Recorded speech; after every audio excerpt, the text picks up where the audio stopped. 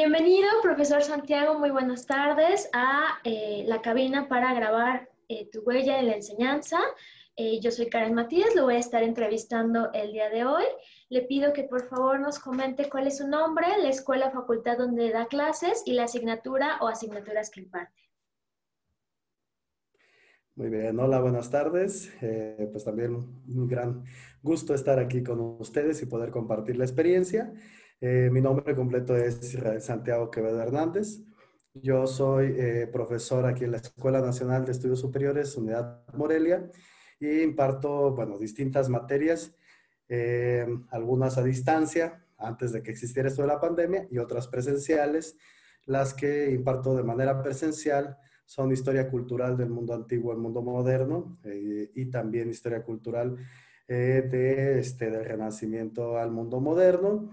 Y otra materia es literatura intercultural en este semestre.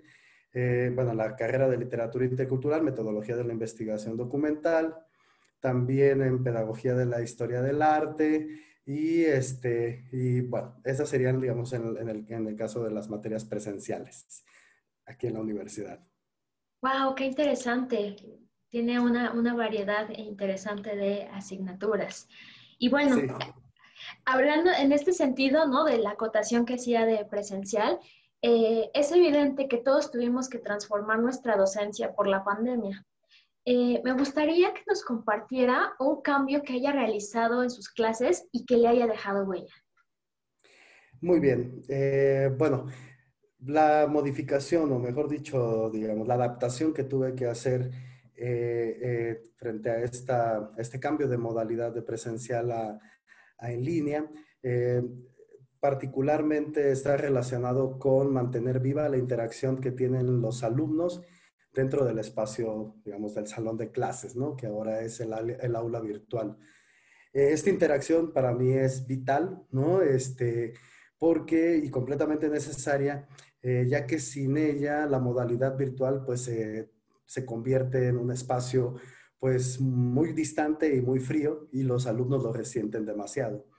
Lo que yo he implementado para poder adaptar a esta nueva modalidad es implementar una serie de aspectos que tienen que ver con la ludificación del aula, que es algo que yo he venido trabajando ya desde hace 2 o 3 años y que tiene que ver con la implementación pues, de elementos como la música, los audiovisuales, el juego, y bueno, y todos estos elementos que permiten que los alumnos tengan una participación directa dentro del aula. Eh, por ejemplo, ¿no? Algo que he implementado y que me parece que ha tenido un buen recibimiento por parte de los alumnos es que ellos construyen una colección de piezas de acuerdo al periodo que nosotros estamos trabajando. ¿Sí? Entonces, una colección de piezas, obviamente a través de imágenes, pero que es propia y que, bueno, tiene que ver con todo un aspecto teórico que yo trabajé en el posgrado. Yo hice el posgrado, la maestría y el doctorado en estudios latinoamericanos en la Universidad de la UNAM y que ahora lo estoy relacionando con la parte educativa, particularmente en la enseñanza de la historia. Entonces ellos crean su propia colección, arman su propia exposición, digamos, de piezas relacionadas con un periodo, bueno, con el contexto del periodo que estamos trabajando, pero con un tema en particular.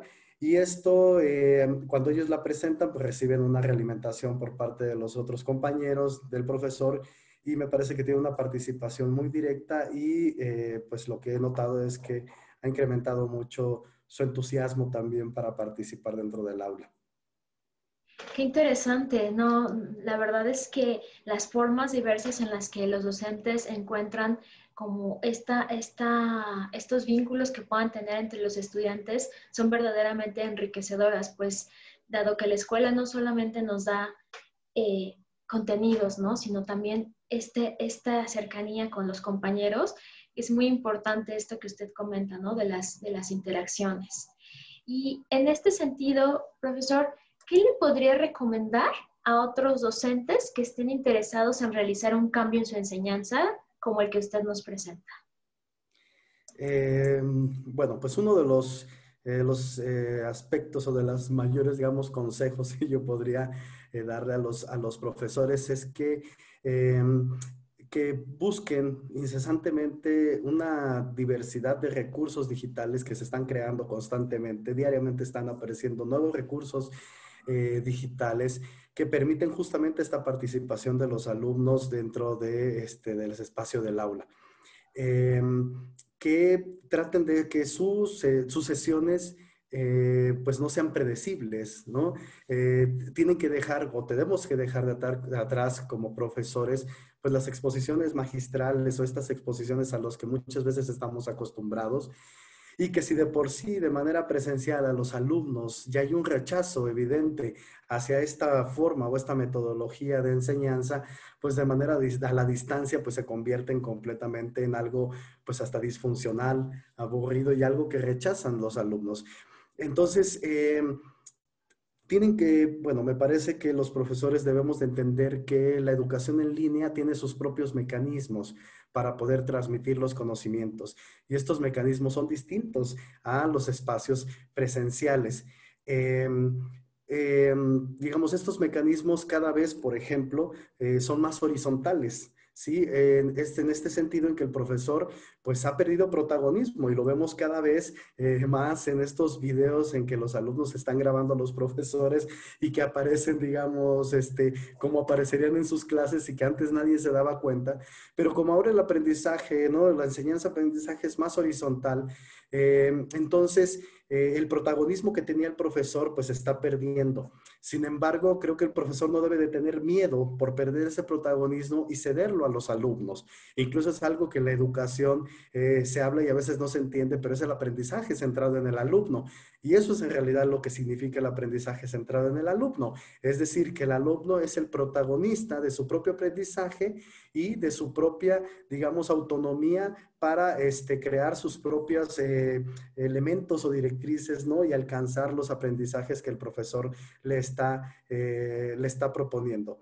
¿Cuál es este cambio? El profesor debe de dejar de ser un protagonista, convertirse más bien en un moderador y en una guía, ¿no? Que permita que los alumnos puedan participar en un entorno seguro, ¿no? Dentro del aula, sea presencial o sea en línea, y que ellos sean parte activa de la construcción de su propio aprendizaje.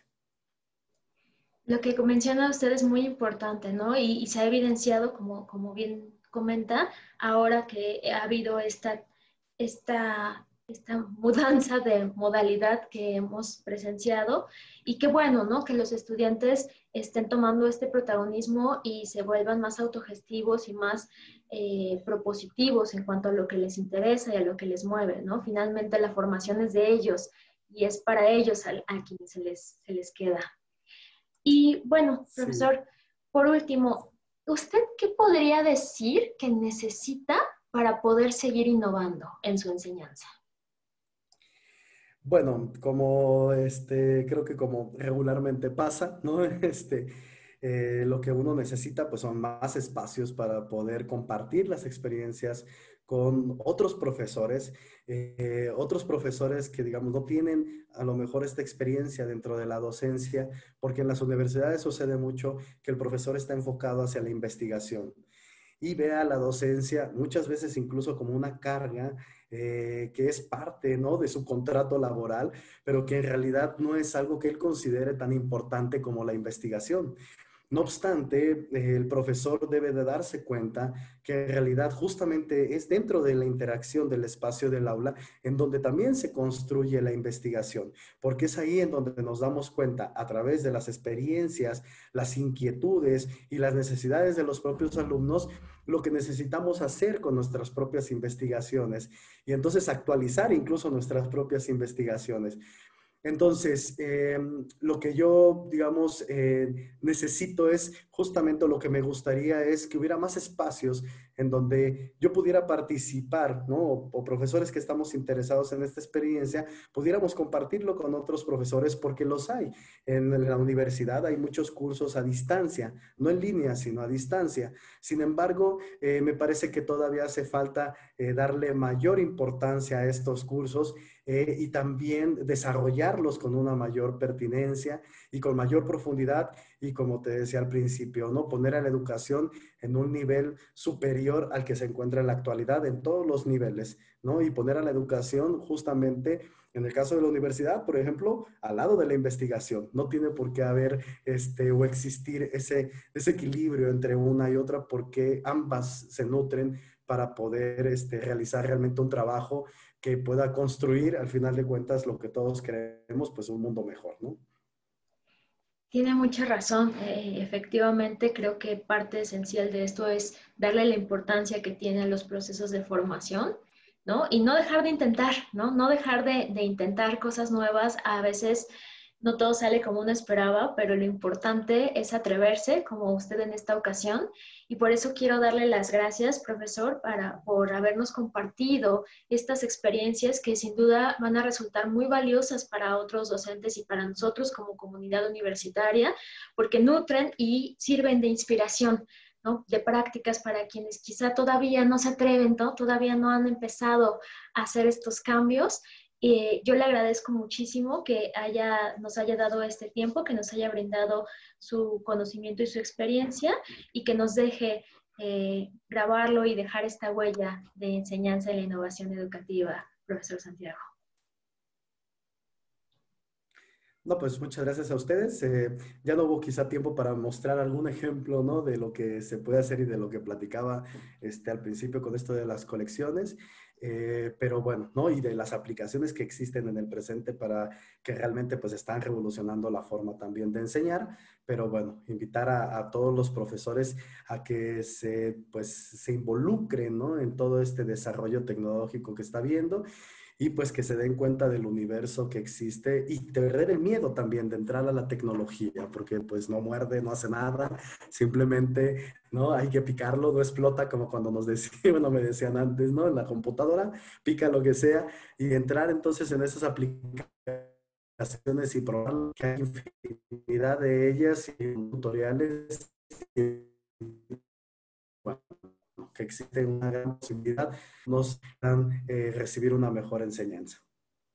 Pues muchísimas gracias, profesor. Tomamos en cuenta esta parte, ¿no? De que existan más espacios. Estaremos buscando, ¿no? Que existan más lugares donde se puedan exponer este tipo de experiencias. Sin duda será enriquecedor y generará un sentimiento de comunidad entre los docentes. Pues muchas gracias a ustedes también por este espacio, realmente. Muchas gracias.